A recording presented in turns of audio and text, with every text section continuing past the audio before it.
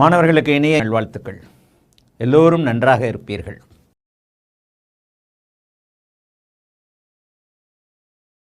போன வார வகுப்பில் சந்திர அதியோகம் எப்படி உண்டாகிறது, எந்த நிலைமையில் இருக்கிறது என்பதை பற்றி கண்டிப்பாக பார்த்தோம்.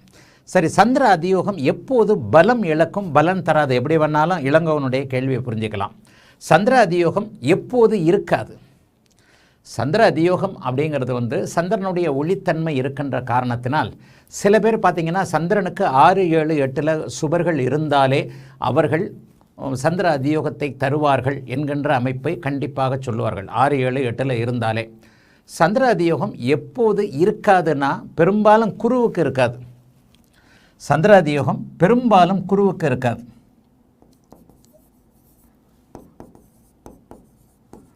இந்த இடத்துல சந்திரன் இருக்கிறார்னு வச்சுக்குவோம். இந்த இடத்துல சந்திரன் அமாவாசையை நெருங்கி இருக்கிறார்.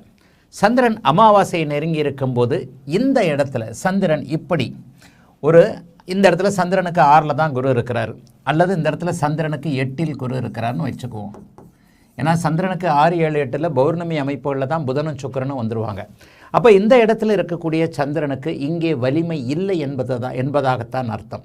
இந்த இடத்துல இருக்கக்கூடிய சந்திரன் நிச்சயமாக ஒருவரை அதியோக அமைப்புகளில் சந்திரனுக்கே ஒளி இல்லாத காரணத்தினால் இந்த இடத்துல இருக்கக்கூடிய சந்திரனுக்கு நிச்சயமாக பலன் இல்லை.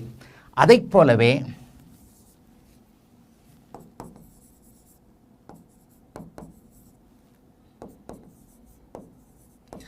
இப்படி இருக்கக்கூடிய சந்திரனுக்கும் குருவை அதியோக அமைப்புகளில் வரக்கூடிய நிலைமைகள் கண்டிப்பாக கிடையாது.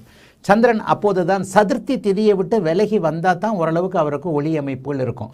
அப்போ சந்திரன் 4வது நாள் வானத்தில் சந்திரனுடைய ஒளி அமைப்புகளை புரிஞ்சுக்கிட்டாலே போகிறோம். வானத்தில் சந்திரனுடைய ஒளி அமைப்புகளில் எப்படிப்பட்ட நிலைமைகளில் சந்திரன் முழு நிலவாக வருவதற்கு சதுர்த்தி ஓரளவுக்கு வர்றதுக்கு அவருக்கு பஞ்சமி திதி வந்துடணும். அதனால தான் போன வார வகுப்பிலேயே நான் பஞ்சமி திதியிலிருந்து வளர்பிறை பஞ்சமி திதியிலிருந்து அஷ்டமி நவமியில் தான் அவர் அர்த்த சந்திரனாக வருவார். கரெக்டாக தசமியிலிருந்து அவர் கிட்டத்தட்ட முழு நிலவாக வளர்பிறை அமைப்புகளில் வருவார். இப்போ இந்த போன இதில் நான் இப்படி சொல்லி கொடுத்தேன் இல்லையா, இது முழு பௌர்ணமி, இது முழு பௌர்ணமி. அப்போ இந்த இடத்துல தசமியில் இருந்து அவர் அப்படியே ஒரு வட்ட வடிவை அடைய வருகிறார். வட்ட வடிவை கிட்டத்தட்ட இழக்கக்கூடிய அமைப்பு பஞ்சமி திதிக்கு பிறகு. அப்போ இந்த இடத்துல தசமியில் இருந்து அப்படியே ஒரு மாதிரியாக வரக்கூடிய இந்த சந்திரனுக்கு மட்டும்தான் சந்திர அதியோகத்தில் உண்மையான ஒரு நல்ல பலன்கள் நிச்சயமாக உண்டு. ஆக எதுலேயுமே இந்த அமைப்பில் சந்திரனுக்கு ஒளி இருக்கிறதா என்பதை நீங்கள் கவனிக்க வேண்டியது அவசியம். குருவிற்கு மட்டும்தான் இந்த நிலைமை. புதன் சுக்கிரனுக்கு 6, 7, 8 சந்திரன் வந்து விடுகிறார் என்றாலே அவர் ஒரு நிலையில் பௌர்ணமி அமைப்புகளில் வந்துடுவார். பௌர்ணமிக்கு இந்த மாதிரியான ஒரு அமைப்புகளில் வந்துடுவார். இப்போ சந்திரன் அப்படியே 6 வந்துடுறாருன்னு வைப்போம். இப்போ அந்த 6 வந்துடுறாருன்னா இந்த இடத்துல வந்துடுவார். இந்த இடத்துல வரும்போது அவர் பௌர்ணமிக்கு கிட்டத்தட்ட பௌர்ணமிக்கு பக்கத்திலேயே வந்துட்டார். இங்கே இருக்கக்கூடிய புதன் சுக்கிரனை, இங்கே இருக்கக்கூடிய சுக்கிரனை அவர் சுபத்துவப்படுத்துவார் என்பதால் சந்திரன் ஒளியோடு இருக்கக்கூடிய தேய்பிரையாக இருந்தாலும் வளர்பிறையாக இருந்தாலும் வளர்பிறை அமைப்பில் பஞ்சமி திதிக்கு பிறகு தேய்பிரை அமைப்பில் கிட்டத்தட்ட ஏகாதசி திதி வந்துவிட்டார் என்று விட்டாலே, ஏகாதசி 11வது நாள் திரையோதசிக்கு வந்துட்டார்னாலே அவர் கிட்டத்தட்ட சந்திர அதியோகத்தை அவர் நிச்சயமாக தரமாட்டார். சரி, இப்போ இந்த மாதிரி நிலைமைகளில் கூட சந்திரனுக்கு எப்போது பௌர்ணமியாக இருந்தாலும் ஒரு நிலையில் அந்த சந்திர அதியோகம் வேலை செய்யாதுன்னு பார்த்தீங்கன்னா, சந்திர அதியோகம் பௌர்ணமி நிலையில் இருக்கும்போது கூட பெரிய அளவில் கஷ்டங்களை கொடுக்காது. சந்திரன் பௌர்ணமி நிலையில் கிரகண தோஷத்தில் இருக்கிறார் என்று வைத்துக்கொள்வோம். பௌர்ணமி நிலையில் கிரகண தோஷத்தில் இருக்கிறார். பௌர்ணமி நிலையில் கிரகண தோஷம் என்கின்ற அமைப்பை எப்படி குறிக்கிறது?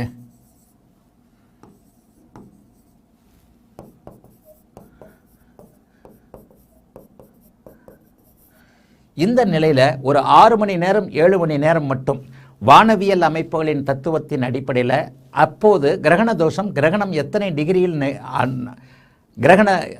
டிகிரியில் அது அடைஞ்சிருக்கு என்பதை பார்த்துவிட்டு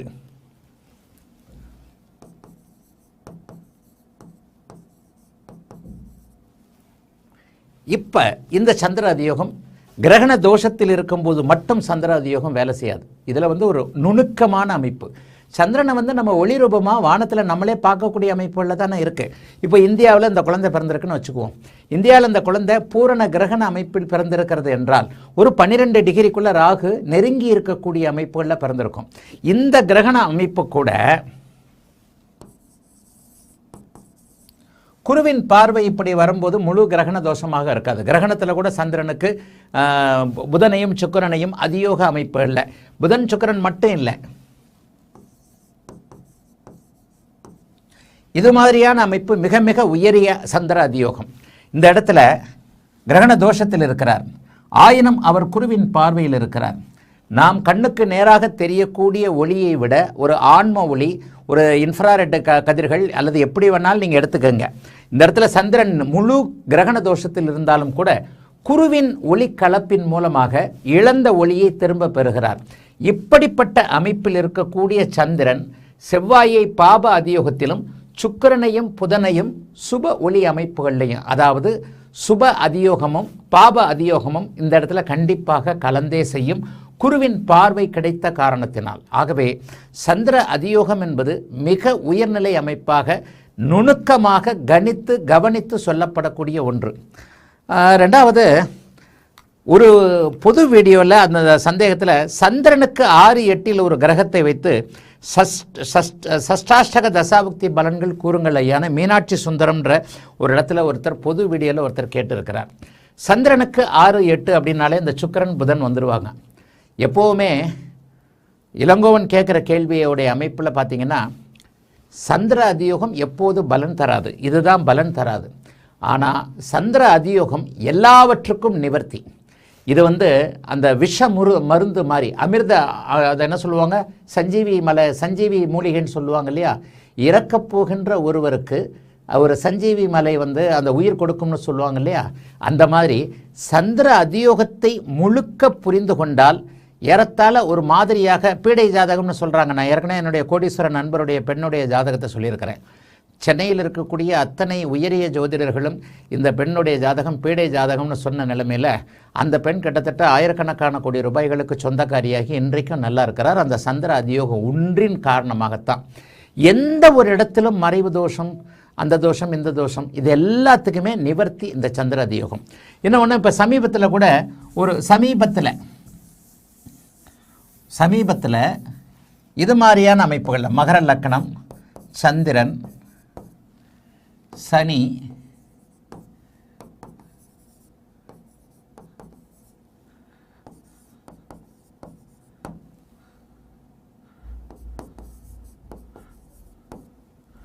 இது இந்த மாதிரியான ஒரு அமைப்பில் ஒரு ஜாதகம் வந்தது. இந்த மாதிரியான அமைப்பில் ஒரு ஜாதகம், ஒரு இளைஞர் நினைக்கிறேன், 20-22 வயசு இருக்கும்னு நினைக்கிறேன்.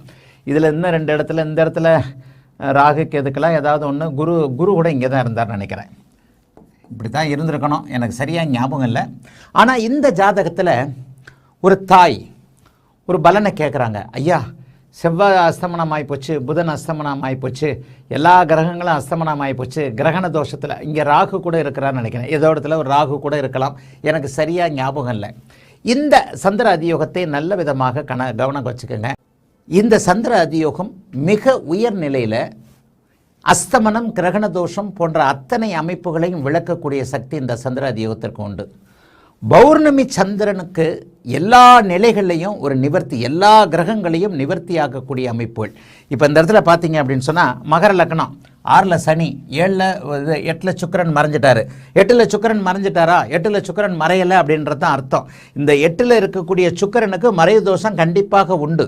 பகை வீட்டில் இருக்கக்கூடிய சுக்கிரன் இந்த இடத்துல 8ஆம் இடத்துல கெட்டு போயிட்டார். இந்த சந்திரன் மட்டும் இந்த இடத்துல இல்லை. இது இந்த மகர லக்னமாகவே ஒரு சந்திர அதியோகத்துடைய அதி அற்புதம். இவர் மகர லக்னமாக இருக்கிறார். இந்த மகர லக்னத்திற்கு 6ஆம் இடத்துல சனி, 6ஆம் இடத்துல சனி மறையிறது ஓரளவுக்கு பரவாயில்ல. சனியினுடைய அந்த கெட்ட குணங்கள் இந்த ஜாதகருக்கு இருக்காது என்பதாக வைத்து கொள்ளலாம். என்றாலும் கூட 7ல் சூரியன், புதனுக்கு அஸ்தங்க தோஷம் இல்லைன்னு அந்த தாய்க்கு சொன்னேன். குரு அஸ்தமனம் அடைந்து விட்டார், செவ்வாய் அஸ்தமனம் அடைந்து விட்டார், செவ்வாய் நீச்சத்தை அடைந்திருக்கிறார். ஒரு சந்திர அதியோக அமைப்பு எல்லாவற்றையும் நிவர்த்திக்கும். என்ன எல்லாவற்றையும் நிவர்த்திக்கும்? சந்திரன் சர்வ நிச்சயமாக நீச்சத்திலிருந்து நீச்ச பங்கத்தை அடைய வைப்பார். அவர் கேந்திரத்தில் இல்லைன்னா கூட சந்திர அதியோகத்திற்கான நிவர்த்தி என்பது என்ன? நீச்சத்தை அவர் கேந்திரத்தில் இல்லை என்றாலும் கூட ஆறாம் இடத்திலேயே இருக்கிறார். இப்போ இப்படி கூட வச்சுக்கலாம். இதுவும் சந்திர அதியோகம் தானே, பௌர்ணமியை விட்டு விலகிய அமைப்பு. இப்போது செவ்வாய்க்கு அவர் கேந்திரத்தில் இல்லை, ஆனாலும் இந்த இடத்துல நீச்ச பங்கத்தை தரவில்லை என்றாலும் கூட செவ்வாயின் காரகத்துவங்களை வலிமையாக ஆதிபத்தியங்களை அங்கே இழந்தாலும் கூட செவ்வாயின் காரகத்துவங்கள் பாப அதியோகத்தின் காரணமாகவும் அங்கேயே ஏற்கனவே நீச்சபங்க ராஜயோகம் இருக்கிறது. என்ன நீச்சபங்க ராஜயோகம்? குரு இருக்கிறார். ஆக இந்த இடத்துல செவ்வாய் மிகச்சிறந்த வலிமையாகவே இருப்பார். ஆக ஒரு சந்திர அதியோகம் எதையெல்லாம் நிவர்த்தி செய்யும்? நீச்சத்தை பங்கமாக்கும், கிரகண தோஷம் கண்டிப்பாக விலகும். ராகுவோடு சேர்ந்து கேதுவோடு சேர்ந்து கிரகண தோஷம் ராகு கேதுக்கள் தான் கொடுக்கணும். இந்த இடத்துல எனக்கு தெரிஞ்சு இந்த இடத்துல ராகுவும் இருந்திருப்பார். இது வந்து ஒரு 20-22 வயசு இளைஞர் நினைக்கிறேன், 2002-2003 இருக்கலாம். அந்த அம்மா கொடுத்திருந்த அமைப்பு இப்படி. இது கிரகணத்தை விட்டு விலகிய ஒரு அமைப்பு தான். அதாவது திருவோண நட்சத்திரத்தில் இப்போ எந்த இடத்துல கிரகண தோஷம் வரும்? உத்திர நட்சத்திரத்தில் வந்துடும். திருவோண நட்சத்திரத்தில் கிரகணம் ஒரு நாளைக்கு முன்பாகவே வரும், பௌர்ணமிக்கு முன்பாகவே வரும். கிரகணத்தை தாண்டி விட்ட சந்திரன் இந்த இடத்துல ராகுவோடு சேர்ந்து சூரியன், புதன், செவ்வாய், குரு ஆகிய அத்தனை கிரகங்கள் கிரகண தோஷத்தை அடைந்திருந்தாலும் கூட அதற்கான நிவர்த்தி கண்டிப்பாக உண்டு. அது மாதிரி அஸ்தமனம் அடைந்த கிரகங்களுக்கும் சந்திர அதியோகம் கண்டிப்பாக நிவர்த்தியை தரும். பகை, நீச்சம், கிரகணம், பகை வீட்டில் இருந்தால் என்ன? கிரகங்கள் வலிமையை இழக்கும். பகையாக இருக்கட்டும், கிரகணமாக இருக்கட்டும், அந்த இடத்துல நல்லா பாருங்கள். சூரியன் அஸ்தங்கப்படுத்தி இருக்கிறார். யாரை? புதனுக்கு மட்டும் அஸ்தங்க தோஷம் இல்லை. இது வந்து ஒரு உண்மை ஜாதகம். உண்மை ஜாதகத்தில் அம்மா எல்லா கிரகமும் ராகுவோடு சேர்ந்து கெட்டு போச்சு, அஸ்தமனமாகி போச்சு, கிரகண தோஷத்தில் இருக்குது, இந்த ஜாதகம் பீடை ஜாதகம் அப்படின்னு ஒரு ஜாதகர் சொல்லியிருக்கிறார். ஆனால் இந்த ஜாதகர் நன்கு படித்து நன்றாகவே இருக்கிறார். இப்போது 20-25 வயசுக்குள்ள இருக்கும். இதுவரைக்கும் அவர் நல்லாவே இருக்கிறார். மறைவு தோஷம், அடுத்து மறைவு. ஆக ஒரு சந்திர அதியோகத்தால் இந்த இடத்துல சந்திரன் கெட்டிருக்க கூடாது, இவர் கிரகண தோஷத்தில் இருக்கக்கூடாது. சரி, இப்போதான் சொன்னேன், குருவால் சந்திர அதியோகம் இழந்த கிரகண தோஷ அமைப்புகளை, குருவால் இழந்த அமைப்புகளை அவர் திரும்ப பெறுவார்னு சொன்னேன்.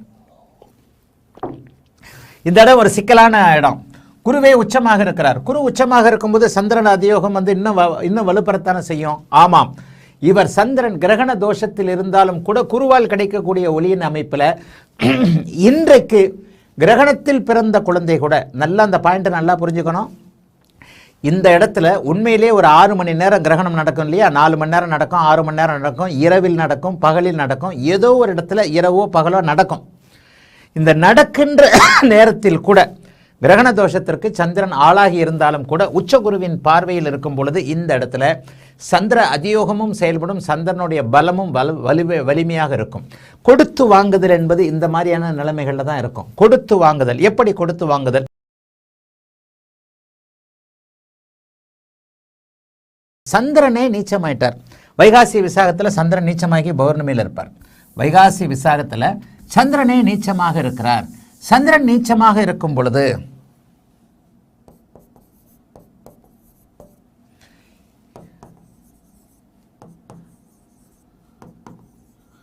இந்த 3 நிலைகள்லையும் பார்த்தீங்கன்னா சந்திரன் நீச்சமடைந்தால் சந்திரன் இங்கே வந்து பௌர்ணமி அடைவார். மேஷத்தில் சித்திரை நட்சத்திரத்தில், மேஷத்தில் அதாவது சித்ரா பௌர்ணமி வந்து சித்திரை நட்சத்திரம் அல்லது சில நாட்களில் சுவாதி நட்சத்திரத்தில் கூட வரும். அது ஒவ்வொரு அமைப்புகளையும் கொஞ்சம் கொஞ்சம் முன்ன பின்ன வரும். இந்த இடத்துல சந்திரனே நீச்சத்தை அடைந்து விட்டார். சந்திரனே நீச்சத்தை அடைந்திருக்கும் பொழுது சந்திர அதியோகம் வேலை செய்யுமானா? நிச்சயமாக சந்திரனுக்கும் நீச்சத்திற்கும் சம்பந்தமே இல்லை. கூடுதலாக ஒரு வேலை சிம்ம லக்னத்தில் பிறந்திருக்கிறார். சந்திரன் நீச்சத்தில் இருந்தாலும் திக்பலத்தில் இருக்கிறார். நீச்சம் என்பது ஸ்தான பலத்தை இழக்கக்கூடிய அமைப்பு. இந்த இடத்துல கண்டிப்பாக சந்திரனுக்கு எல்லாவற்றையும் இதை வைகாசி விசாகம்னு சொல்லுவோம். வைகாசி மாதம் பிறந்திருந்தால் வைகாசி விசாகம் முருகப்பெருமானுடைய ஒரு அவதார திருநாளாக இந்த அமைப்பு ஏற்படும். இந்த இடத்துல சந்திரனே நீச்சத்தை அடைந்திருந்தாலும் கூட ஒருவேளை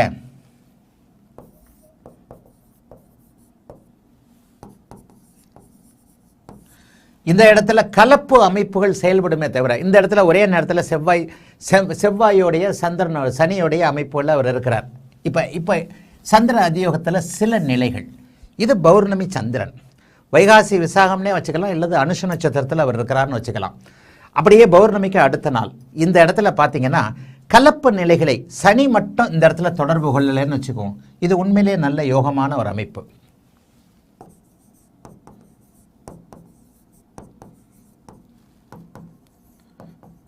இவர் ஒரு நிலையில் சிம்ம லக்கணமாகவே இருக்கிறார்னு வச்சுக்கோமே, இது அட்டகாசமான ஒரு அமைப்பு. சூரியன் சிவராஜ யோகத்தில் இருக்க, பௌர்ணமி அதியோகத்தில் இருக்க, புதனும் சுக்கிரனும் வலுவாக பாக்கியத்தில் இருக்க, சந்திரனும் செவ்வாயும், சந்திரன் இங்கே நீச்சபங்க ராஜயோகத்திலும் வலிமையாக இருக்கிறார். ஆனால் இந்த அமைப்பை ஒரு சனியின் பார்வை மட்டும் குறைக்கும், கெடுக்காது, குறைக்கும். இந்த இடத்துல சந்திரன் நீச்சமாக இருக்கிறார்.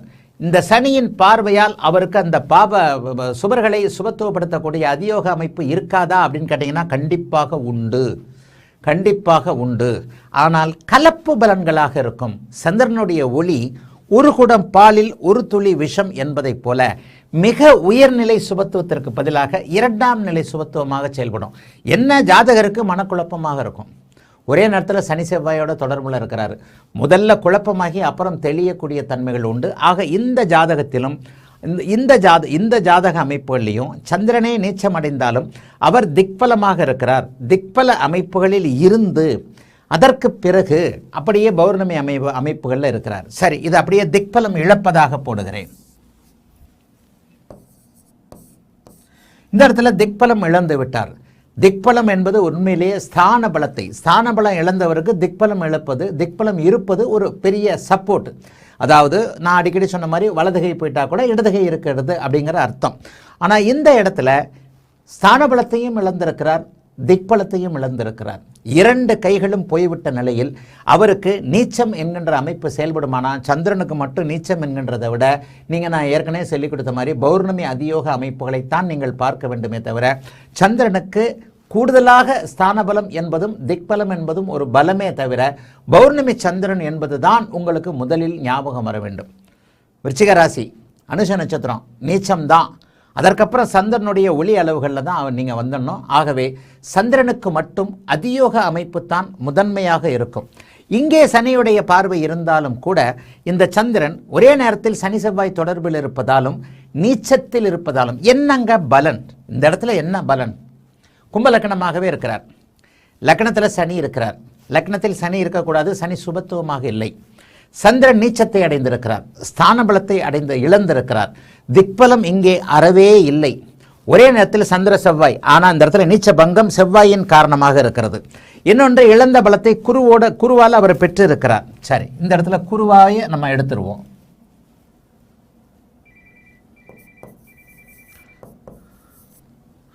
இப்போ இந்த இடத்துல குருவை இங்கே போட்டுட்டேன்.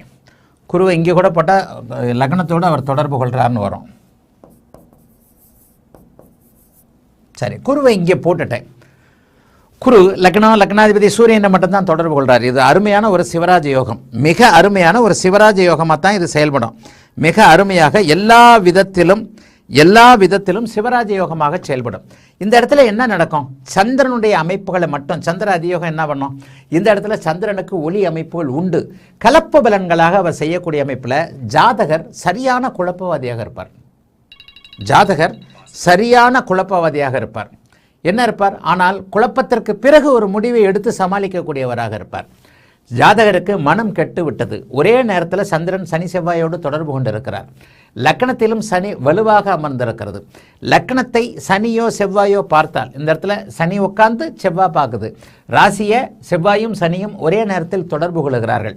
அங்கே குருவை 8ஆம் இடத்துல போட்டுட்டு லக்னம் ராசிக்கு எந்த இடத்துலையும் பௌர்ணமி சந்திரனாக இருந்தாலும் அவர்தான் ராசிநாதன் செவ்வாய், அவரே ராசியாக நீச்ச நிலையில் இருக்கிறார். இந்த இடத்துல என்ன நடக்கும்னா, ஜாதகர் ஆரம்பத்தில் எல்லாவற்றிலும் குழப்பமாக, நிதானமாக, மெதுவாக, தயக்கத்தோடு இருக்கக்கூடிய தன்மைகள் 90% முக்கா கிணறு தாண்டினதுக்கப்புறம் சுதாரிச்சுக்கிட்டு நல்ல முடிவு எடுக்கக்கூடியவராக இருப்பார். ஒரு ஒளித்தன்மையை எப்படி அளவிடுவது என்பதில் தான் மாணவர்கள் இந்த சந்திர அதியோகத்திலும் சந்திரனே அவர்தான ராசி, அவருடைய ஒளி அமைப்புகளில் எப்படி இருக்கிறது அப்படிங்கிறத வச்சு இந்த இடத்துல தான் நீங்கள் உண்மையான அமைப்புகளை இந்த இடத்துல செயல்பட வைக்கணும். சரி, இதில் இன்னும் ஒன்று போட்டுடுறேன்.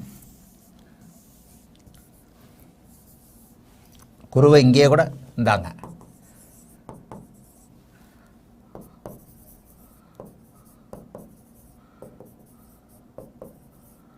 இந்த இடத்தில் மிக கடினமான பலன்கள் இருக்கும்.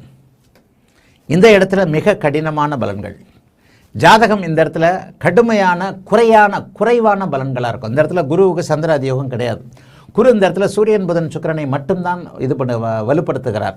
சந்திரனுடைய அதியோகம் அவருக்கு கிடையாது. சந்திரனுக்கும் வேறு எந்த விதமான ஒளி அமைப்புகளும் இல்லாமல் அப்போ தான் அமாவாசை சந்திரனாக இருந்து வெளியே வந்திருக்கிறார். தீபாவளியிலிருந்து 2 நாள் கழித்து பிறந்த அமைப்பு இது. தீபாவளி இந்த இடத்துல சித்திர நட்சத்திரத்திலேயோ சுவாதி நட்சத்திரத்திலேயோ நடந்திருக்கும். அப்போ இந்த சித்திர நட்சத்திரம் அடுத்து அனுஷ நட்சத்திரம்னு வந்துட்டிங்கன்னா தீபாவளிக்கு 2 நாள் ஆகி 3வது நாளுக்கு உள்ளே இருக்கக்கூடிய அமைப்புகளில் இவர் இருப்பார். இந்த இடத்துல சந்திரன் கிட்டத்தட்ட செத்து போனார். அதியோகமும் கிடையாது, இவருக்கு மனமும் கிடையாது. இந்த ஜாதகர் குறையுள்ள மனக்காரராக இருப்பார். இந்த ஜாதகர் குறையுள்ள மனக்காரராக, குறைந்த எதிலேயுமே ஒரு தெளிவான முடிவெடுக்க முடியாதவராக, தயக்கம் உள்ளவராக, தொழில் செய்ய முடியாதவராக. ஐயா 10ஆம் இடத்துல இந்த இடத்துல சந்திரன் நீச்சபங்க ராஜயோகத்தில் இருக்கிறார். இது நீச்ச பங்கம் தான், ராஜயோகம் கிடையாது. 10ஆம் இடத்துல சந்திரன் நீச்ச பங்கத்தில் இருக்கிறார். 6ஆம் அதிபதி நீச்ச பங்கத்தில் இருக்கிறார். 10ஆம் அதிபதி இந்த இடத்துல மங்கள யோகத்தில் இருக்கிறார். இந்த இடத்துல குறைவான மங்கள யோகம் உண்டு. இந்த இடத்துல ஜாதகர் தொழில் பண்ணுவாரனா, தொழில் பண்ணுறதுக்கு லாய்க்கு இல்லாத ஜாதகம் இது. தொழில் என்பது 10ஆம் இடத்தில் மட்டும் இல்லை. தொழில் என்பது மனம் சார்ந்த முடிவு எடுக்கக்கூடிய அமைப்புகளில் இருக்குது. சரி, இந்த இடத்துல நல்ல புதன் தசையும் சுக்கிர தசையும் நடக்குதா? சனி தசை நல்லா இருக்காது. லக்னத்திலேயே சனி இருந்தாலும் செவ்வாயினுடைய பார்வை பெற்றிருக்கிற அந்த சனி நல்லா இருக்காது. ஒருவேளை புதன் தசையும் சுக்கிர தசையும் ஜாதகருக்கு நடக்குமாயின், புதன் தசை சுக்கிர தசையில் தொழில் நடக்கும். இவர் வியாபாரியாக இருப்பார், சொந்த தொழில் பண்ணக்கூடியவராக இருப்பார். புதன் தசை புதன் தசையிலையும் சுக்கிர தசையிலையும் மட்டும். ஒருவேளை சூரிய தசை, சந்திர தசை, செவ்வாய் தசை, ராகு தசை. இப்போ ராகுவை கூட இப்போ இந்த இடத்துல சந்திரன் எப்படி அதியோகத்தை கொடுப்பார், சந்திரன் ஒளி இருக்கும்போது இருக்கக்கூடிய நிலைமைகள் என்ன, ஒளி இல்லாத போது இருக்கக்கூடிய நிலைமைகள் என்ன அப்படிங்கிறத மட்டும் தெளிவாக நீங்கள் புரிஞ்சுக்கணும். இப்போ இந்த முழு ஜாதகத்தையும் நான் போட்டேன். இப்போ இந்த முழு ஜாதகத்தையும் போடும்போது இந்த இடத்துல என்ன நடக்கும்?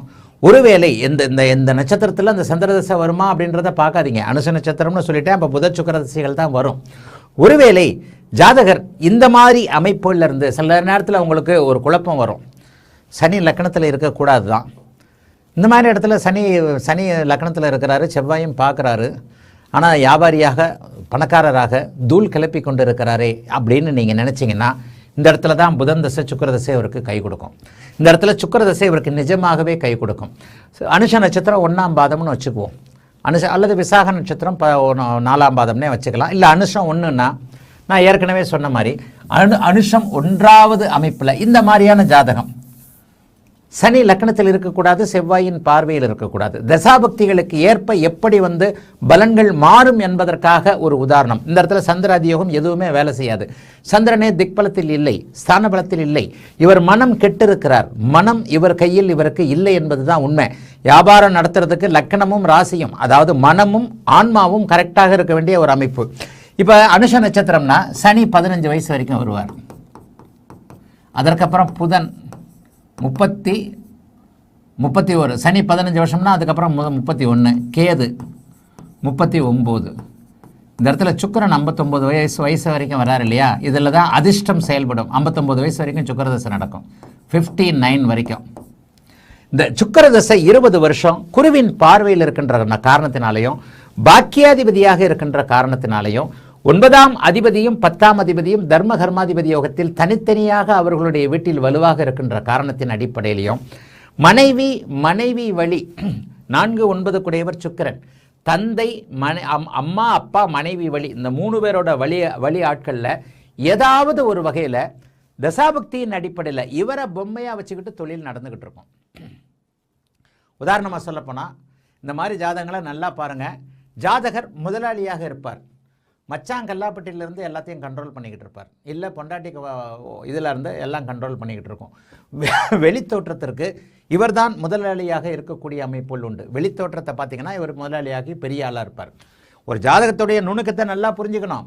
இந்த இடத்துல சந்திர அதியோகத்தை நான் கொண்டு வரல. இந்த இடத்துல சந்திரனுக்கு 8ல் 6ல் குரு இருக்கிறாரு அப்படின்னு பார்த்தீங்கன்னா நிச்சயமாக இருக்காதோ. ஆக அதை பேஸை புரிஞ்சுக்கிட்டீங்க.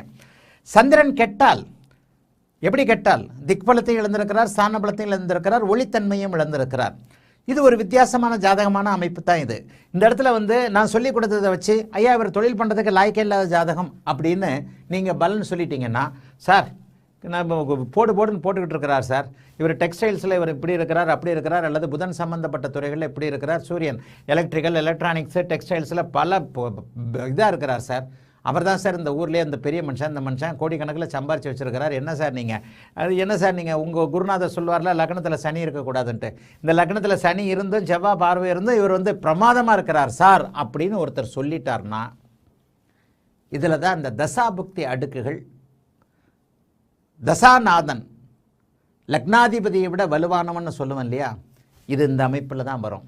ஜாதகர் குறையுள்ள மனம் உள்ளவராகவும், ஜாதகர் கமாண்டிங் பவர் இல்லாதவராகவும், ஜாதகரால் எதுவும் இயலாதவராகவும் இருந்தாலும் கூட இது ஒரு கற்பனை ஜாதகம். 7ஆம் அதிபதி நீச்சபங்கம், ஆனால் 7ஆம் அதிபதி திக்பலத்திற்கு பக்கத்தில் இருக்கிறார். 7ஆம் அதிபதி சுக்கரனோடு சேர்ந்து குருவின் பார்வையில் இருக்கிறார். ஆக இந்த இடத்துல என்ன நடக்கும்? 7ஆம் இடம் வலுத்திருக்கிறது, மனைவி வழி வலுத்திருக்கிறது, மனைவியின் மச்சாங்கச்சா இந்த மாதிரி மாமாகுமா எல்லாமே வலுத்திருக்கிறது.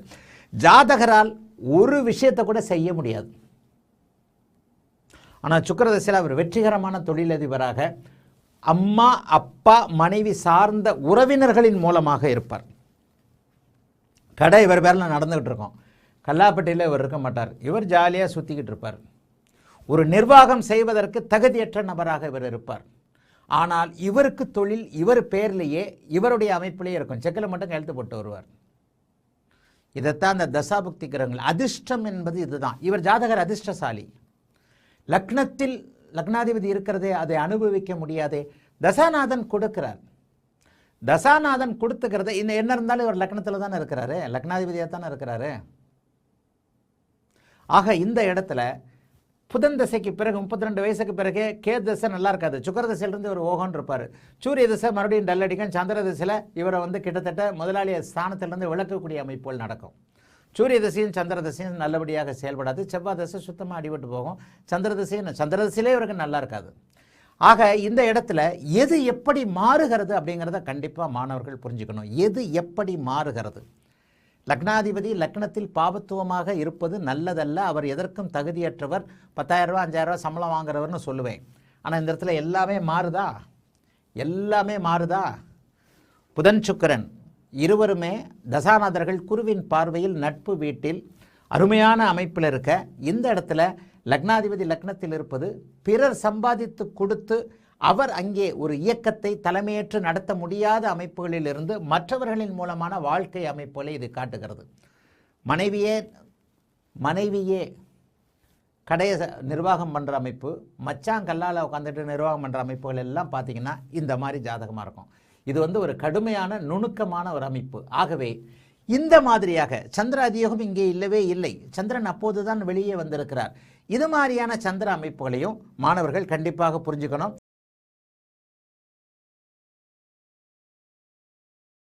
பௌர்ணமியில் பிறந்த ஒருவன் மனம் பாதித்தவனாக இருக்க மாட்டானா? அமாவாசை அதற்கு முன் பிறந்தவன் நல்ல திட மனதுடன் இருப்பானா? விளக்கம் கொடுங்க. இந்த அமைப்பு இது அப்படியே ஒருவர் குடிகாரனாக இருந்த அமைப்பு. இதில் செவ்வாய் வந்து கூடுதல் சுபத்துவம். ஆமாம், அக்கா தான் என்கிட்ட பேசிச்சு, ஐயா வீட்டில் எல்லாத்தையும் போட்டு அடிக்கிறாங்க ஐயான்னுச்சு. இதில் சனி வேணால் வேறு எங்கேயாவது இருந்திருக்கும்னு நினைக்கிறேன். வீட்டில் எல்லாத்தையும் போட்டு அடிக்கிறான். சனி அங்கே தான், வேறு ஏதோ ஒரு சின்ன மாற்றம். நல்லா புரிஞ்சுக்கங்க, இது ஒருவருடைய உண்மையான ஜாதகம். இதில் வந்து இவர் பௌர்ணமி யோகத்தில் 6ஆம் இடத்தில் இருக்கிறார். இது ஒருவருடைய உண்மையான ஜாதகம். சந்திரன் செவ்வாய் சனி. அக்கா கூட பிறந்த அக்கா, நாங்கள் 3 பேர் அக்கா, இவன் ஒருத்தன் தான் தம்பி, கடைசி ஆள். 3 அக்கா, நாங்கள் ஒரு ஆள். இதுக்கப்புறம் குரு தான் எங்கன்றது எனக்கு நல்லா ஞாபகம் இல்லை. ஆனால் இந்த ஜாதகம் கரெக்டான ஜாதகம். புதன் வேணால் இங்கே இருக்கலாம்னு நினைக்கிறேன். ஆமாம், லேசாக இப்படி ஞாபகம். இது கிட்டத்தட்ட ஒரு அமைப்பு. மற்றபடி ராகு கேதுக்கள் யாருமே சேரலை. யாரு கூட? இளங்கோவன் கேட்ட கேள்வி நல்ல கேள்வி. பௌர்ணமியில் பிறந்த ஒருவன் மனம் பாதித்தவனாக இருக்க மாட்டானா? மனம் பாதித்தவன்னா மென்டல் இல்லை, குடிகாரன்.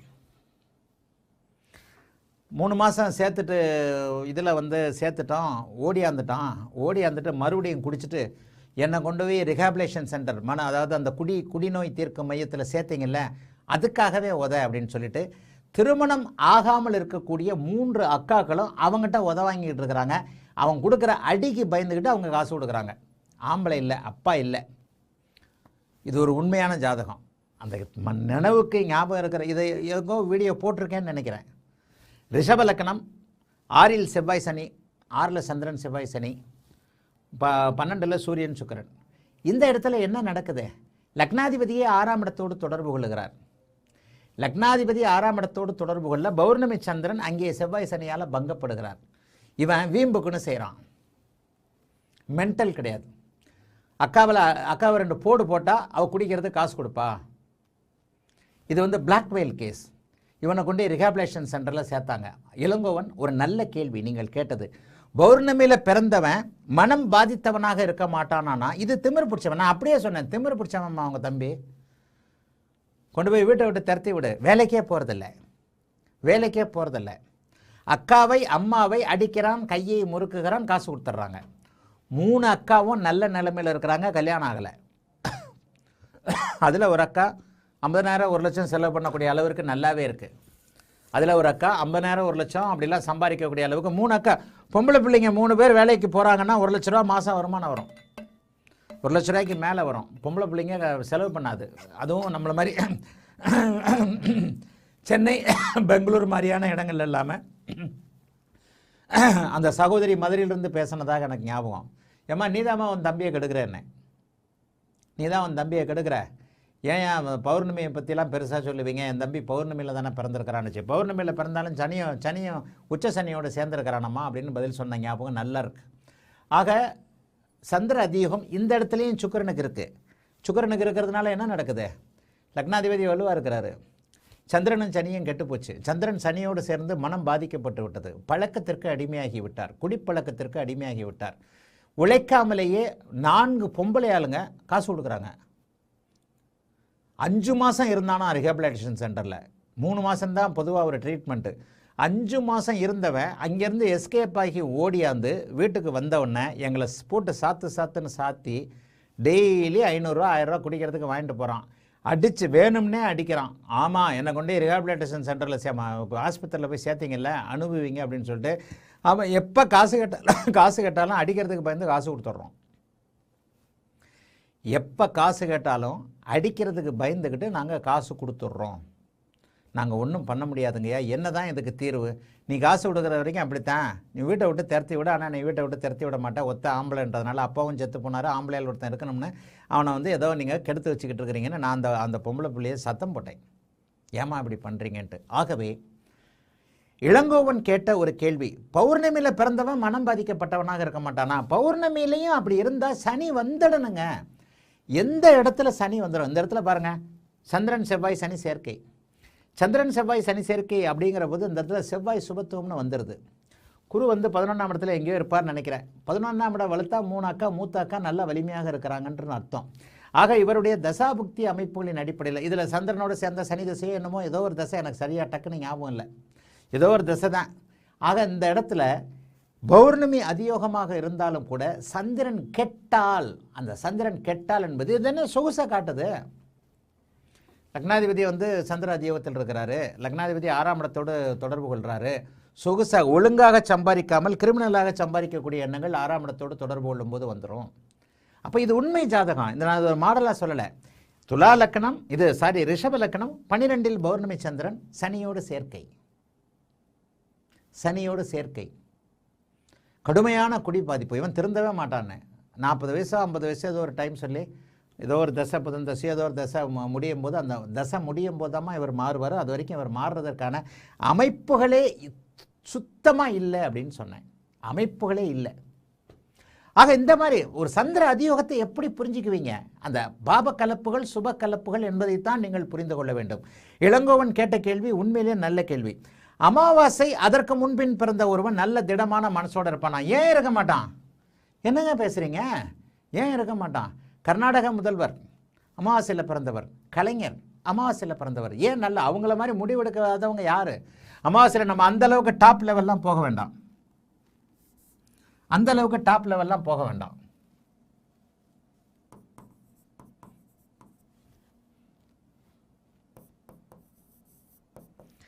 இதே லக்னத்தை கொஞ்சம் லேசாக மாத்துறேன், அவ்வளோதான்.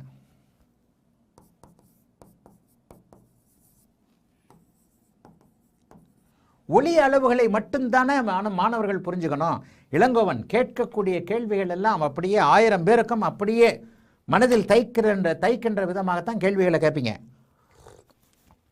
அமாவாசையில் பிறந்தவங்க எத்தனையோ பேர் மிகப்பெரிய உன்னத சாதனைகளை செய்திருக்கிறார்கள். ஆனால் அந்த அமாவாசை அமைப்பு சுபத்துவமாக இருக்க வேண்டும்.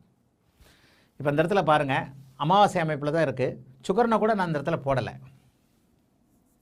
சுக்கரனை கூட லக்கணத்திலே போட்டுறேன். அதே இது அல்ல, இந்த லக்கணம் தான். இப்போ இந்த இடத்துல பார்த்தீங்கன்னா நண்பர்கள் தங்களுக்குள் கேந்திரம் அப்படின்ற மாதிரியான சூரியன் சந்திரன் சனியை கூட அதே தான் போட்டிருக்கேன். சூரியன் சந்திரன் பூரண அமாவாசை, சனியும் வேற பார்க்குறாரு. ஆனால் அந்த ஒரு குருவின் பார்வை எல்லாவற்றையும் மாற்றும். கலைஞர் அமாவாசையில் பிறந்தவர், இப்போதைய கர்நாடக முதல்வர் அமாவாசையில் பிறந்தவர். இன்னும் ஒரு எந்த மாநிலம்னு சொல்ல மாட்டேன், வட மாநிலங்களில் இன்னும் ஒரு முதல்வர் இருக்கிறார், நீண்டகால முதல்வர், அமாவாசையில் பிறந்தவர். என்னிடம் ஜாதகம் பார்த்துருக்கிறார். வட மாநிலத்தைச் சேர்ந்த ஒரு முதல்வர், நீண்டகாலமாக முதல்வராக இருக்கிறார், அமாவாசையில் பிறந்தவர். இத்தனைக்கும் லக்னாதிபதி அவருக்கு நீச்சபங்கம். அமாவாசையில் பிறந்தாலும் குருவின் பார்வை, சூரிய சந்திரர்கள் இருவரையும் குருவின் பார்வை. இந்த இடத்துல பாருங்க, சூரிய சந்திரர்கள் 12இல் மறைந்திருக்கிறார்கள். கடுமையான நிறை அமாவாசை, இது மேஷ அமாவாசை. அமாவாசையில் நிறைய இது இருக்கு, அதையும் புரிஞ்சுக்கணும். அடுத்தடுத்து நான் சொல்லியிருக்கிறேன் அமாவாசையில் விதிவிலக்கு, இதை நிறைய சொல்லியிருக்கிறேன். அமாவாசை விதிவிலக்கு, அமாவாசையில் இந்த 4 அமாவாசைக்கு விதிவிலக்கு. அமாவாசையில் 4 அமாவாசையில் விதிவிலக்கு. என்ன 4 அமாவாசை? 4 விதிவிலக்கு. இதை நான் நிறைய கிளாஸில் சொல்லி கொடுத்துருக்கிறேன். சூரிய சந்திரர்கள் ஸ்தான பலத்தை பெறக்கூடிய மேஷம், ரிஷபம், கடகம், சிம்மம், இந்த 4 அமாவாசையிலையும் பிறந்தவர்கள் மிகப்பெரிய அளவில் குருவின் பார்வை சுக்கிரனுடைய இணைவு பெறும் பொழுது அவர்கள் திடகாத்திரமான மனதோடும் நல்ல முடிவு எடுக்கக்கூடிய அமைப்போடும் எதையும் அனுபவிக்கக்கூடிய அமைப்போடும் கண்டிப்பாக இருப்பார்கள். நிறைய பேருக்கு என் மேலே ரொம்ப இதாக பண்ணுவாங்க, இருந்தாலும் எப்போவுமே பௌர்ணமியை தான் சொல்லுவார்னு. அமாவாசையில் அரசன் பிறந்தது இல்லையா? அமாவாசையில் எத்தனையோ அரசர்கள் பிறந்திருக்கிறார்கள். ஆனால் அவர்களுக்கு குருச்சுக்கர தொடர்புகள் கண்டிப்பாக இருந்தே தீர வேண்டும். குருச்சுக்கர நீச்சத்தில் பிறந்த சூரியனுக்கு கிடையாதா? நான் சொன்ன மாதிரி அக்பருக்கு சூரியனும் குருவும் துலாத்தில் சேர்க்க, இந்திய பேரரசர்கள்லேயே பெரிய அளவில் எம்பரர்னு சொல்லக்கூடிய அளவுக்கு அக்பர் தான். அக்பர் துலாத்தில் சூரியனும் குருவும் சேர்ந்திருக்க பிறந்தவர். நீச்சபங்க ராஜயோகத்தை பற்றி நான் ராஜராஜனுக்கு சொல்ல மாட்டேன், ராஜராஜனுடைய இது இல்லை. ஆனால் அக்பரோடது ஓரளவுக்கு நம்பலாம். இருந்தாலும் நம்ம பார்க்காம நம்பக்கூடாதுன்னு சொல்லக்கூடிய ஆள்னா. அவருடைய காலகட்டத்தில் ஒரு இதில் நெட்டில் ஒரு இதில் படிச்சிருக்கிறேன். அக்பருடைய பிறந்த நாள் குறிப்புகளின்படி அக்பருக்கு எந்த லக்னம்ன்றது ஞாபகம் இல்லை, சூரியனும் குருவும் துலாத்தில் சேர்க்கை. இந்த இடத்த பாருங்க, இவர் அரசனாவார். இவர் ஏன் திடமான முடிவு எடுக்க முடியாது? லக்னத்தில் சுக்கிரன் புதனை போட்டுட்டேன். லக்னத்தில் புதன் திக்பலமாக இருக்கிறார், அறிவாளி. சுக்கிரன் அங்கேயே இருக்கிறார். புதனும் சுக்கிரனும் சுபத்துவமாக இருக்கிறார்கள், முடிவுகள் எடுக்க தெரிந்தவர். அமாவாசை சூரியன் சந்திரன், இந்த 4 அமாவாசை இதுன்னு சொல்லியிருக்கிறேன். ரிஷப அமாவாசையில் கலைஞர் பிறந்திருக்கிறார். ரிஷப அமாவாசையிலேயே இவர் பிறந்திருக்கிறார். யார்? இப்போ இன்றைக்கு கர்நாடக முதலமைச்சர் ரிஷப அமாவாசையிலே பிறந்திருக்கிறார். இப்போது நான் போட்டிருக்கக்கூடிய இந்த மேஷ அமாவாசையில் நான் சொன்ன வடமாநில முதல்வர் பிறந்திருக்கிறார். அவருடைய அமைப்பு தான் அப்படியே போட்டிருக்கேன். அமாவாசையாக இருந்தாலும் அமாவாசையில் எப்படிப்பட்ட ஒரு பாவத்துவம் ஏற்படுகிறது அப்படிங்கிறத பொறுத்து தான் மனசு. இப்போ நான் ஏற்கனவே என்ன போட்டேன், ஏற்கனவே நம்ம எதை சொன்னோம், பௌர்ணமியில் பிறந்த ஒருவன் குடிகாரனாக இருக்கிறான். இப்போ இதே நிலைமையை அமாவாசையில் சூரியன் சனி பார்க்கத்தான் செய்யுது, சந்திரனையும் சனி எல்லாம் பார்க்கத்தான் செய்யுது. ஒரு குருவின் பார்வை இல்லை, நெகட்டிவ். ஒரு குருவின் பார்வை இல்லை, நெகட்டிவ். எல்லாமே அப்படியே அடிபட்டு போகும். இப்போ ஒரு முதுபெரும் தலைவர், அரசியலில் ஒரு முதுபெரும் தலைவர், கிட்டத்தட்ட 20-30 பேரம்பேத்தி. எதுக்கு பேரே சொல்லி கலைஞரோட தான் சொல்கிறேன். கலைஞருடைய பேரன்பேத்திகள் எல்லாருக்குமே சூரியன் வலுத்திருக்கும். 30-40 பேரம்பேத்தி. ஏன்னா 5-6 பிள்ளை. அவருடைய குடும்பம் எல்லாமே அந்த ஒற்றை ஆலமரத்தை நம்பியே இருந்தது. கலைஞருடைய அத்தனை பேரன்கள், கொள்ளு பேரன்கள் எல்லாருடைய ஜாதகத்தையும் நான் பார்த்துருக்கிறேன். கலைஞருடைய நேரடியான பேரன் பேத்தினா அவருக்கு கொள்ளு பேரன் பேத்திகளாக இல்லாமல் நேரடியான பேரன் பேத்திகள் எல்லாருடைய ஜாதகத்திலையும் பார்த்திங்கன்னா அமாவாசையாக இருந்தால் குருபாக்கும். அமாவாசையிலையும் பிறந்திருக்கிறாங்க. உதயநிதி பௌர்ணமியில் பிறந்தவர். உதயநிதி பௌர்ணமியில் பிறந்தவர். அவருடைய இன்னொரு அக்கா, அதாவது சித்தப்பா பெரியப்பா மக்கள்னு யாருன்னு பேரெல்லாம் வேண்டாம், அதில் ஒரு அக்கா இதே மாதிரி சூரியன் சந்திரன் சேர்ந்து இதில் பிறந்தது, கலைஞருடைய பேத்தி. ஆனால் அது அந்த அந்த அந்த அக்காவிற்கும் சூரிய சந்திரர்கள் இப்படி இருப்பாங்க. சந்திரன் குருவோடு நெருங்கி இருப்பார், லக்னத்தை குரு பார்ப்பார். கலைஞருடைய அமைப்புகள்லேயே, ஏன்னா அது ஒரு அவரை வைத்து ஒரு உயர்நிலைக்கு வந்த ஒரு குடும்பம். அப்போ அவருக்கு அமாவாசை அமைப்பில் இருக்கும்போது அவருடைய கலைஞருடைய பேரன்பத்திகள் எல்லாத்தையும் பார்த்திங்கன்னா சூரியன் வளர்த்துருக்கும்.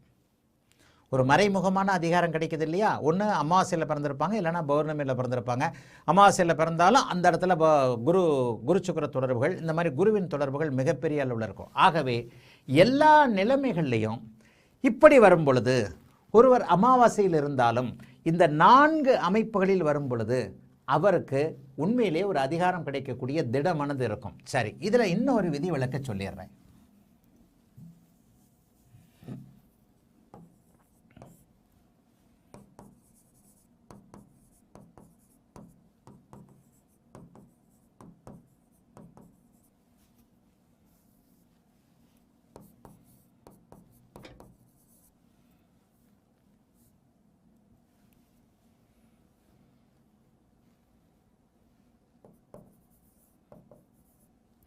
ஒவ்வொரு நிலையாக மாணவர்கள் அப்படியே பார்த்துக்கிட்டே இருக்கணும்.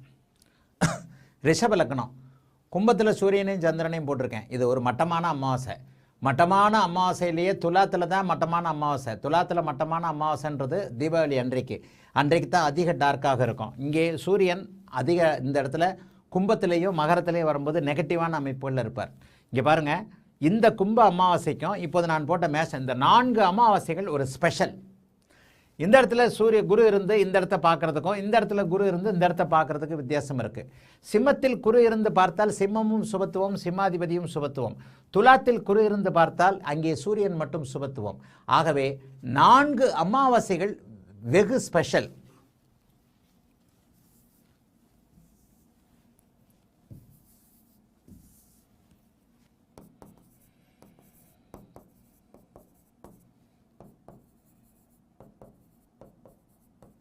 இந்த அமாவாசை 2 கடுமையான அமைப்பு. இந்த 4க்கு எதிராக வரக்கூடியதெல்லாம் கடுமையான அமைப்பு. இந்த பாருங்க, மேஷம், ரிஷபம், கடகம், சிம்மம். மேஷம், ரிஷபம், கடகம், சிம்மம். இந்த 4 அமாவாசைகள் உயர்நிலை அமாவாசைகள். இந்த இடத்துல சூரியனோ சந்திரனோ ஆட்சி பெற்றக்கூடிய ஒரு அமைப்பில் இங்கே மனம் இயல்பாகவே ஒரு 10% நல்லாவே இருக்கும். அமாவாசை சந்திரனாக இருந்தாலும். இளங்கோவன் கேட்ட கேள்வி மிகப்பெரிய உயர்நிலை கேள்வி. அமாவாசை அமைப்புகளை எல்லா இடத்துலையும் சொல்லி தந்திருக்கிறேன். அமாவாசைக்கு எதிர்நிலை அமைப்புகளை இப்போது சொல்லித்தரப்போகிறேன். அப்போ இந்த 4க்கு எதிராக இருக்கக்கூடிய அமைப்புகள் என்ன? இந்த 4க்கு எதிராக இருக்கக்கூடிய அமைப்புகள் ரொம்ப மோசமான அமாவாசை எது? ரொம்ப மோசமான அமாவாசை எது? நல்லா பார்த்துக்கங்க. இந்த 4 ரொம்ப மோசமான அமாவாசை. இங்கே சூரியன் உச்சம், இது 1வது நிலையில் அருமையானது. இங்கே சூரியன் ஆட்சி, இங்கே 2வது நிலையில் அருமையானது. இங்கே சந்திரன் உச்சம் 3வது, இங்கே சந்திரன் 4. இது அமாவாசை அமைப்பு. இது இந்த இடத்துல அமாவாசை தான். சூரியன் உச்சமான அமாவாசை, அப்படி ஒன்றும் பெரிய கெட்டு போகாத அமாவாசை. சூரியன் ஆட்சியான அமாவாசை 2ஆம் நிலையாக நல்லாவே இருக்கக்கூடிய அமைப்பு. 3வது சந்திரன் உச்சமான அமாவாசை. 4வது சந்திரன் ஆட்சியான அமாவாசை. மேஷம், ரிஷபம், கடகம், சிம்மம் ஆகிய 4 அமாவாசைகள்லையும் 100% இருள் தன்மையை சந்திரன் அடையவில்லை என்பதாக நீங்கள் எடுத்துக்கொள்ள வேண்டும். அங்கே ஒரு 10-20 அமைப்பு, 10-20% ஸ்தான பலத்தின் காரணமாக, சூரிய சந்திரர்களின் ஸ்தான பலத்தின் காரணமாக இவர் ரொம்ப மனநலம் பாதிக்கப்பட்டவர் அல்ல. ஓரளவுக்கு டபக்கு மாற்றி பேசினாலும் ஒரு நேரத்தில் நம்மளை அடையாளம் கண்டுபிடிச்சுக்குவார். அவருடைய மனம் ஒரு 10-15% அவருடைய கட்டுப்பாட்டில் இருக்கிறது என்பதாக இந்த 4 அமாவாசைகளை புரிந்து கொண்டு, ஜோதிடத்தில் அப்படியே ஆப்போசிட் தானே. ஜோதிடத்தில் இப்படி நல்லா இருக்குன்னா அதுக்கு நேராக இருக்கிறது நல்லா இல்லைன்னு தானே அர்த்தம்.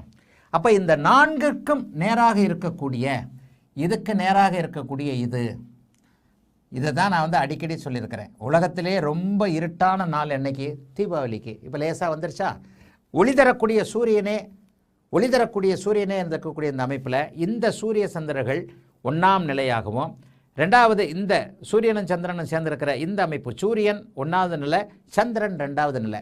ஐப்பசி அமாவாசையும் கார்த்திகை அமாவாசையும் உலகத்திலேயே கடுமையான டார்க்கான அமாவாசை. அதுக்கப்புறம் மகரமும் கும்பமும்னு வந்துடும். ஆக இதை மட்டும் கொஞ்சம் நல்லா, நான் என்னமோ சொல்கிறாங்க இருந்தாலும் நமக்கு அப்படின்னு நினைக்காம, ஏதோ அதாவது படிநிலை அமைப்புகளின் அடிப்படையில் ஒருவர் தேறுவாரா தேரமாட்டாரா, இவர் சரியானவரா சரியில்லாதவரா. தீபாவளி அன்னைக்கு அமாவாசையில் பிறந்திருக்கிறாரு, கூடவே அங்கேயே சனி பூட்டகேசுன்னு அர்த்தம், லக்னாதிபதியும் கெட்டு போனான். ராகுவை கூட போடலை. ராகுவை போட்டால் அன்றைக்கி கிரகணம், அன்றைக்கு சூரிய கிரகணம். தீபாவளி அன்றைக்கே சூரிய கிரகணம் வரும். ராகுவை அன்னைக்கு அமாவாசையாக போட்டோம்னா, சனியை மட்டும் போடுறேன். இந்த இடத்துல சூரியனுக்கு நீச்சபங்கம்லாம் இல்லைன்றதை நிறைய சொல்லிட்டேன். இந்த இடத்துல லக்னாதிபதி ஒருவேளை கடக லக்னமாகவே இருக்கிறார். கடக லக்னத்தில் ராகு கேத்துக்கள் இருக்கின்றன. சத்தியமாக இவர் வந்து மனநலம் பாதிக்கப்பட்டவர். கடக லக்னம். இப்போ இதை நான் போடலை, லக்னத்தை நீங்களே கணக்கு பண்ணிக்கங்க. கடக லக்னம் 4இல் திக்பலம் என்கின்ற அமைப்பு இருந்தாலும் கூட கடுமையான அமாவாசை அமைப்பில், அதை ஒவ்வொன்றுக்கும் 12 அமாவாசைக்கும் 12 பௌர்ணமிக்கும் உள்ள படிநிலை அமைப்பில் நீங்களே புரிஞ்சுக்கணும்ல. இது 4ம் விதி விலக்குன்னு சொல்லும் போது அந்த 4ம் ஆப்போசிட்டில் இருக்கிற 4ம் கடுமையான அமாவாசை. அப்போ இந்த இடத்துல ஒளி தரக்கூடிய சூரியனே டெட்டாகி போய் அமாவாசை தீபாவளி அமைப்பில் சனி வாங்கி சேர்ந்துட்டாருன்னு சொன்னால், இந்த இடத்துல மனம் பேதலிக்கப்பட்டவர், மனம் பாதிக்கப்பட்டவர், லக்னாதிபதியின் வலுவை பொறுத்து வாழ முடியவர், வாழ முடியாதவர்.